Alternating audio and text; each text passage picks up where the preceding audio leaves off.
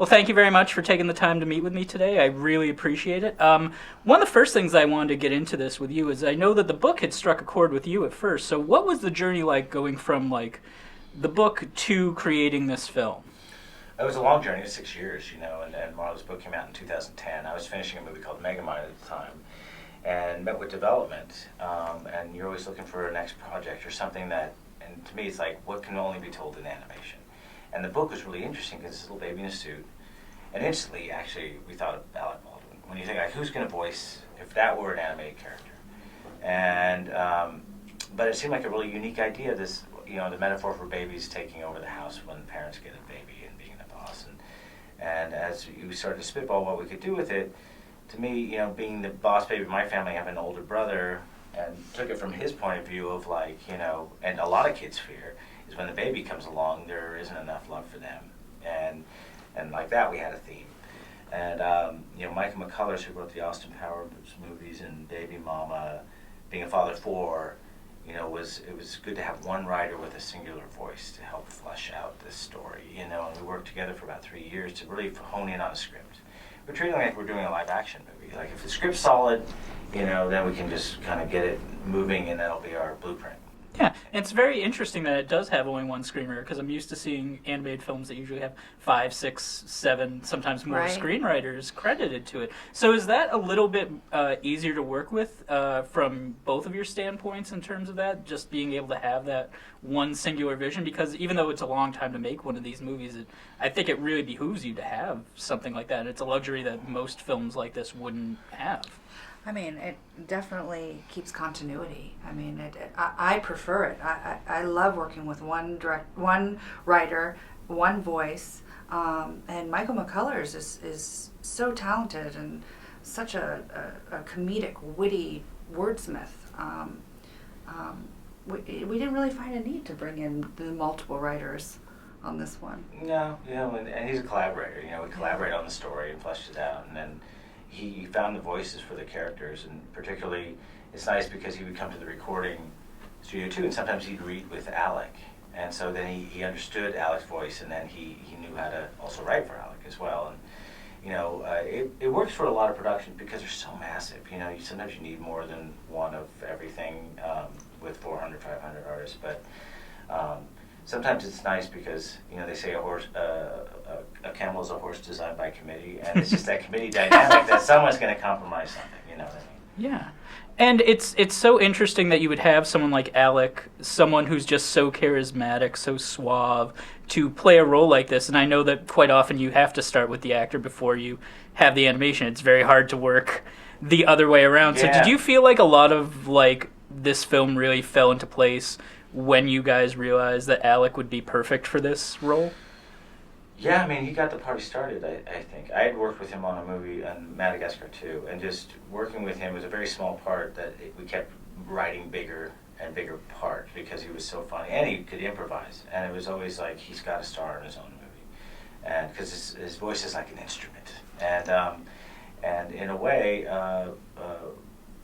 this was meant to be a character piece, really a buddy story, and it's about brothers and how brothers ultimately fight and struggle, and at the end of the day, their differences are their strength, and I really want to do this character piece, and then if we fleshed out the world around them, we needed parents, and we found charm and fun in Jimmy Kimmel and Lisa Kudrow, and actually recorded them together because they had this great kind of rhythm and dynamic together, and then we needed, we had a character who was the CEO of Puppy Co, the rival babies, and we're like going, who can play suave but also have baby tantrums, and instantly, Steve kind of jumped out at us, and he really embraced that role, and so we're very fortunate with our cast.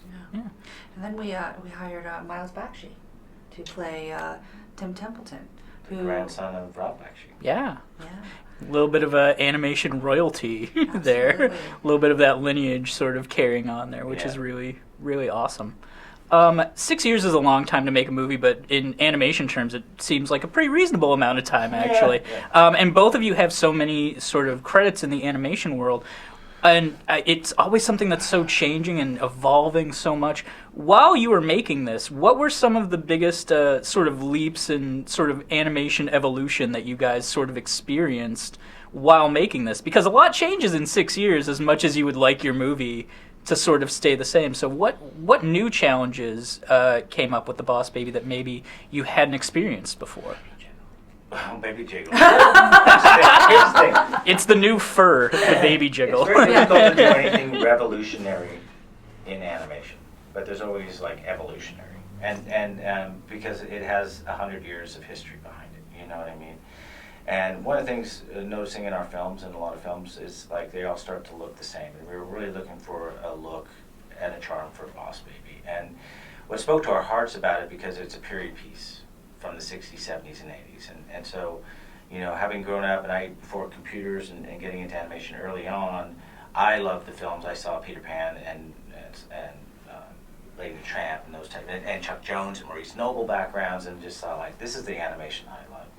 And we're so used to doing it a certain way, where it's so detailed, and we forgot about the art of animation that inspired us to get into the business to begin with. And so we really wanted to, in a way, homage that, and actually take the opportunity to do a kid's imagination through animation, you know, and celebrate that.